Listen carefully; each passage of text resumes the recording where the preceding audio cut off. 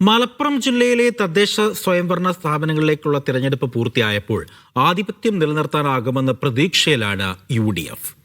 നില മെച്ചപ്പെടുത്താൻ കഴിയുമെന്ന ആത്മവിശ്വാസത്തിലാണ് LDFും. കഴിഞ്ഞ തവണയെ അപേക്ഷിച്ച് 1.48% കുറവാണ് പോളിംഗ് ശതമാനത്തിൽ ഉള്ളത്. രാവിലെ വോട്ടെടുപ്പ് ആരംഭിച്ച് 7 മുതൽ തന്നെ ജില്ലയിൽ കനത്ത പോളിംഗ് ആണ് രേഖപ്പെടുത്തിയത്. സ്ത്രീകൾ ഉൾപ്പെടെയുള്ളവർ രാവിലെ തന്നെ പോളിംഗ് ബൂത്തുകളിൽ എത്തിയിരുന്നു. ജില്ലയിൽ 77.42% പോളിംഗ് ആണ് രേഖപ്പെടുത്തിയത്. കഴിഞ്ഞ തവണ 78.9% പോളിംഗ് ശതമാനത്തിലെ കുറവ് ആശങ്കയുണ്ടാക്കുന്നുണ്ടെങ്കിലും വലിയ വിജയപ്രതീക്ഷയിൽ തന്നെയാണ് UDF.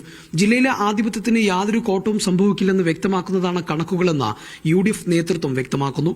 അതേസമയം നഗരസഭകളിൽ ഉൾപ്പെടെ മികച്ച വിജയം നേടാനാകുമെന്ന പ്രതീക്ഷയിലാണ് LDF. നഗരസഭകളിൽ ഏറ്റവും കൂടുതൽ പോളിംഗ് രേഖപ്പെടുത്തിയത് മഞ്ചേരിയിലാണ്.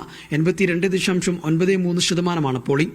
മഞ്ചേരി, തിരൂർ ഉൾപ്പെടെയുള്ള നഗരസഭകളിൽ ഇത്തവണ പിടിച്ചെടുക്കാനാകുമെന്ന കണക്കുകൂട്ടലിലാണ് LDF. ജില്ലയിൽ ആകെയുള്ള 36,18,851 വോട്ടർമാരിൽ 28,02,007 പേർ വോട്ട് രേഖപ്പെടുത്തി.